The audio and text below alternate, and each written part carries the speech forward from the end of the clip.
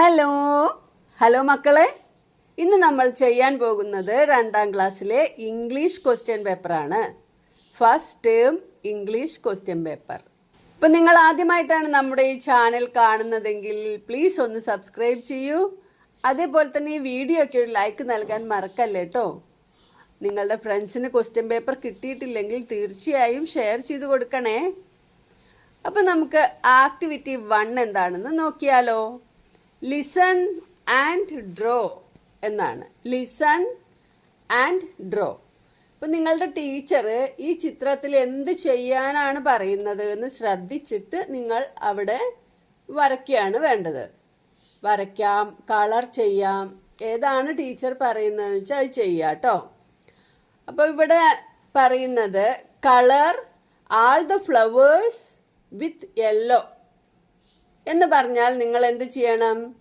ഇതിലെ ഫ്ലവേഴ്സൊക്കെ yellow colour കൊടുക്കണം. അടുത്തതായിട്ട് draw 2 leaves to a plant. ഒരു പ്ലാന്റിന് 2 ലീവ്സ് കൂടി വരയ്ക്കുക. Draw 2 more leaves to a plant. ഈ 2 കാര്യങ്ങളാണ് നമ്മളിവിടെ ചെയ്യുന്നത്. അപ്പോൾ ടീച്ചർ എന്താണോ പറയുന്നത് അതാണ് ചെയ്യേണ്ടത്. Listen to the teacher and complete the picture. Okay, ഇനി സെക്കൻഡ് ആക്ടിവിറ്റി നോക്കാം. Activity number 2, read and arrange. Read and arrange. അപ്പം നമുക്കിവിടെ എല്ലാവർക്കും അറിയാം ഇവിടെ ആരാണ് ആദ്യം മഷ്റൂമിൻ്റെ അടിയിൽ വന്നിരുന്നത് എന്ന്, അല്ലേ? മഷ്റൂമിൻ്റെ അടിയിൽ ആരാണ് വന്നിരുന്നത്? അപ്പോൾ നമ്മൾ ഈ പിക്ചറിന് 1 കൊടുക്കാം. അടുത്തതായിട്ട് വന്നത് ബട്ടർഫ്ലൈ ആണ്, അപ്പോൾ അതിന് 2 കൊടുക്കാം. പിന്നെ ആരാ വന്നത്? മൗസ്, അല്ലേ? ദെൻ ദ മൗസ് കെയിം, അപ്പോൾ ആ പിക്ചറാണ് 3, third picture. Then the sparrow came, അത് 4. ലാസ്റ്റ് പിക്ചർ എല്ലാവരും കൂടി നിൽക്കുന്നത്, അതിന് നമ്പർ 5 കൊടുക്കുക. ഇവിടെ ഇതിൻ്റെ സെൻറ്റൻസ് ഉണ്ട്. Read the sentences and arrange them correctly as in the story by giving numbers from 1 to 5. 1 is done for you. ഇവിടെ നിങ്ങൾക്ക് കുറച്ച് സെൻറ്റൻസ് തന്നിട്ടുണ്ട്. ഇപ്പം നമ്മൾ സ്റ്റോറിയിൽ എവിടെ ആരൊക്കെ എന്തൊക്കെയെന്ന് നമുക്ക് ഓരോന്നോരോന്നായിട്ട് അറിയാം. നമ്മൾ പിക്ചറിന് അത് മാർക്ക് ചെയ്തു, അല്ലേ? അതേപോലെ ഈ സെൻറ്റൻസിനും മാർക്ക് ചെയ്യണം.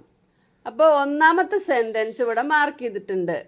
An ant found the mushroom as a shelter from the rain. റെയിനിൽ നിന്നുള്ളൊരു ഷെൽട്ടറായിട്ട് ഉറുമ്പ് മഷ്റൂം കണ്ടു, അല്ലേ? പിന്നെ ആ മഷ്റൂമിലേക്ക് വന്നത് ആരാണ്?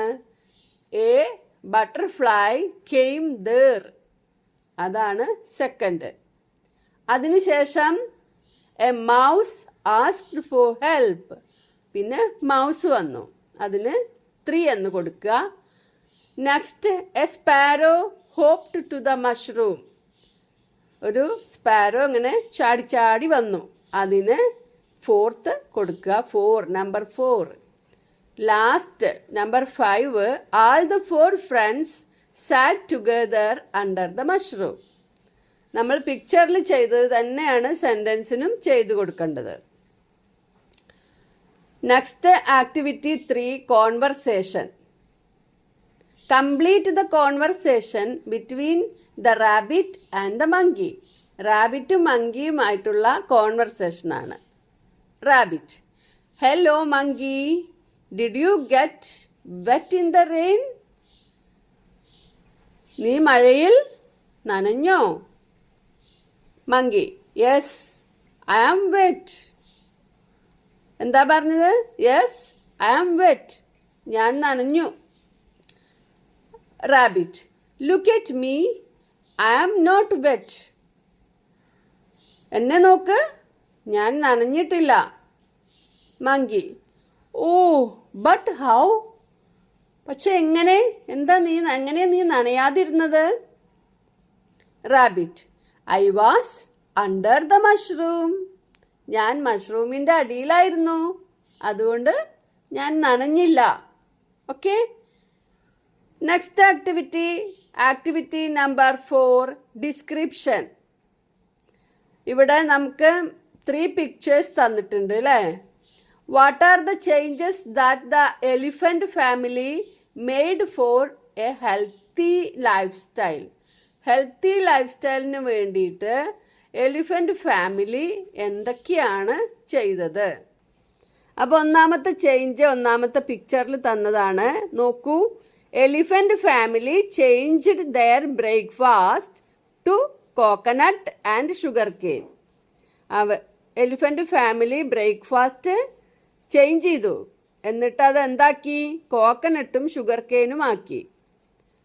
അതുപോലെ രണ്ടാമത്തെ പിക്ചറിൽ എന്താണെന്നാണ് നമ്മൾ എഴുതേണ്ടത്. രണ്ടാമത്തെ പിക്ചറിൽ അവർ കുടിക്കുന്നത് ചായ അല്ല, ചായ മാറ്റിയിട്ട് അവർ ബിറ്റർ ഗോഡ് ജ്യൂസാണ് കുടിക്കുന്നത്. അപ്പം എങ്ങനെ എഴുതാം? They changed the tea to bitter gourd juice. They changed the tea to bitter gourd juice. മൂന്നാമത്തത് അവർ എക്സസൈസ് എടുക്കുന്ന പിക്ചറാണ്. അപ്പോൾ ദേ ഡിഡ് എക്സസൈസസ്. അവർ എക്സസൈസസ് ചെയ്തു. ഇങ്ങനെയാണ് ഈ നാലാമത്തെ ആക്ടിവിറ്റി നമ്മൾ കംപ്ലീറ്റ് ചെയ്യേണ്ടത്. അടുത്തത് activity number 5, add more lines. ഇവിടെ ഒരു കേക്കാണ് അല്ലേ. ഇവിടെ ഒരു കേക്ക് ഉണ്ട്, നല്ല കളർഫുൾ കേക്കാണ്. ഇവിടെ നമുക്ക് കളറില്ലാത്തൊരു കേക്കാണ് തന്നിട്ടുള്ളത്. നമ്മൾ നേരത്തെ ഒരു കളർഫുൾ കേക്കൊക്കെ പിക്ചറിൽ കണ്ടായിരുന്നു അല്ലേ. അപ്പോൾ ഇവിടെ ഇതിനെ പറ്റിയാണ് സോങ്. ഈ കേക്കിൻ്റെ സോങ് ആണ്. എന്താ തന്നിരിക്കുന്നത്? Here is A cake, looks so colourful, flowers on it all, who wants the cake? ഇവിടെ ഒരു കേക്ക് ഉണ്ട്, നല്ല കാണാൻ നല്ല കളർഫുള്ളാണ്, അതിൽ നിറയെ പൂക്കളുണ്ട്. Who wants the cake? ആർക്കാണ് കേക്ക് വേണ്ടത്? ഇതുപോലെയാണ് നമ്മൾ ഇനിയുള്ള ലൈനുകളൊക്കെ ഉണ്ടാക്കേണ്ടത്. Here is A cake, look so colourful. അത്രയും തന്നിട്ടുണ്ട്. ഇനി നമുക്ക് ഈ ഫ്ലവേഴ്സ് ഓൺ ഇറ്റ് ഓൾ എന്നതിന് പകരം അവിടെ സ്റ്റാർസ് ഉണ്ട് അല്ലേ, അത് എഴുതാം. സ്റ്റാർസ് ഓൺ ഇറ്റ് ഓൾ, പിന്നെ ഹൂ വാണ്ട്സ് ദ കേക്ക്, അതിനൊരു മാറ്റവും ഇല്ല. അടുത്തതിലും ഇതേപോലെ തന്നെ എഴുതുക. Here is A cake, look so beautiful.